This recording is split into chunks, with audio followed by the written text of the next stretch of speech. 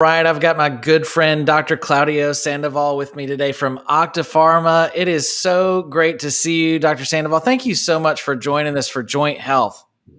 Cool. Yeah, thank you. And it's my pleasure. And thanks for the opportunity to kind of spread the word on how important it is to be able to walk. I mean, it's I had I'll share something with you. I fractured a bone in my ankle when I was 36 years old, and I was in a cast for 3 months. Oh my It gosh. took me 8 months to learn how to walk again. Okay, because I had neuropathic pain. So my foot was taken out of the cast, my ankle was frozen, and I put my heel down for the first time in 3 months, and the pain radiated up to my right eyeball, where I thought, no, seriously, I thought my eyeball popped out of its socket. I was like, "Holy mackerel, is that painful?" So I know how important it is to walk, Yeah. and I cannot imagine right now not being able to do so. I think it would like we talked kind of before. I think I would just merely be existing and no longer living. Yeah, so true. I think a lot of people don't realize that joint disease is still a problem within the hemophilia community. We've seen a lot of patients that started out even on Profi from a very early age. They go through high school, go off to college. They leave college with joint damage because they've actually didn't keep up with their regimen, like their parents had done such a good job of working so hard to keep them on prophylaxis their whole life.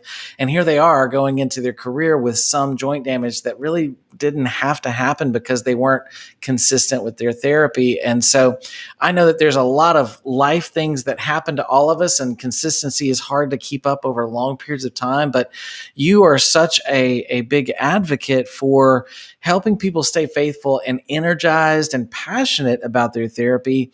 And I love how you do that with such empathy and such care and compassion in the way that you communicate. And I know you've done a lot of sessions with us over the last few years, but you're getting ready to do a session specifically on this topic of how Factor 8 helps people with bone health. And I think that that's going to be a great session. It's going to be on September 16th at 11:30 a.m.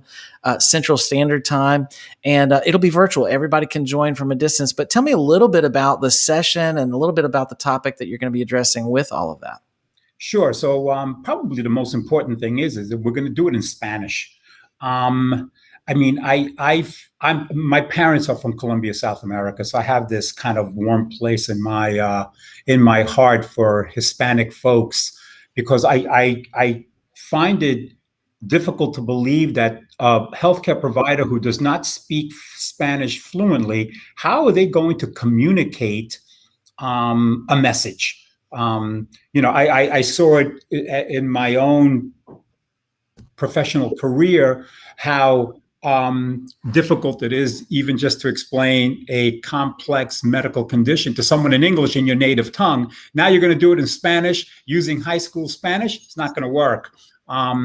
So I think that my ability to speak of Spanish fluently also helped those patients kind of say, "Oh, thank God someone speaks Spanish." You make an instant rapport. You find out that you're from the same country, or you like the same food, blah, blah, blah. So, but beyond that, I think it's important to understand that no matter what condition you may have, doesn't matter, could be asthma, could be whatever, you still need healthy living. And healthy living in comprises a healthy diet, exercise, a good outlook on life. So I kind of put all those things together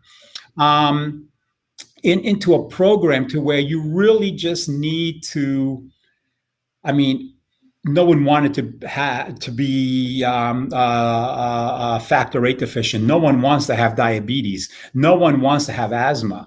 But having that shouldn't define you, but you need to understand that you just need to get it under control. I mean, time goes by so quickly. I can't imagine that. Next week is the end of August. Another summer gone, no more beach weather for me. Be that as it may, I mean, we're also living longer, Yeah. I mean, I was in medical school during the horrors of AIDS. And maybe younger folks don't remember that at one time, AIDS was AIDS. It was a uniformly fatal disease. It wasn't HIV positive. It wasn't this, it wasn't that. It was just AIDS. That's all we had.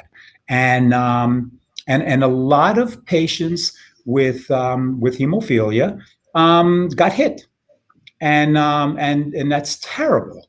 But now that kind of crisis is over, um, due to the safety of recombinant products and plasma derived products, now patients are living longer. And like I said, I think that, I mean, I want to live. I just don't want to exist. And what I want to kind of to impart onto the audience, and to, when I was a pediatric hematologist and oncologist for 30 years before joining Octapharma. I really want to impart how important it is to live, and how simple, healthy living can make your time on Earth pleasurable. Yeah. And again, we all have something wrong with us. Okay, no one is immune to whatever issue you may have. It is what it is. It shouldn't define you, but it's part of you, and you have to take care of it. That's so true. It's so true. And I love your how you encapsulate so much. I think it's easy for us to feel like we're living with a rare disorder, and there's so few people. I don't know anybody in my town that has hemophilia. I hear that people say that all the time. I don't know anybody in my state even sometimes that has hemophilia. I don't have anybody that can relate to me at my school that has hemophilia. And so it's so surprising when we encounter each other. That's one of the things I love about these events and these moments, is we get to spend time together, meet other families and people and individuals, maybe that are in our age group, or maybe they're older, maybe they're younger. They've been through different paths than we have, and we all have something to offer to each other. But I love how you phrase that we really, everyone. It's not hemophilia and then normal people. It's just that we have a plethora of different things. I'm getting older now. And so, 42, hemophilia A, severe, all the things, right? But here I am, now dealing with a heart doctor and having to deal with, difficulty with, sleeping and, all of the other things. I'm using a CPAP machine. I feel so old, But the reality is that it used to be the only doctor I went to see was my hematologist, right? And now it's just changed so much. And so you're right. We're living longer. Thankfully, the medication has gotten better. The technology has gotten better, and things are continuing to develop. And I think it's so important. I love that you address the whole person. And I love that you also talk, especially this particular session we're talking about that you're going to be doing on the 16th is really one in Spanish for Spanish speaking people. So we want to encourage you. You can go to our website right now and register for this session.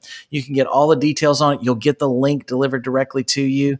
And man, I'd like to just give you a moment, if you would, Dr. Sandoval, just to invite people who may be listening right now that are Spanish speaking as well in Spanish, if you would, to your session.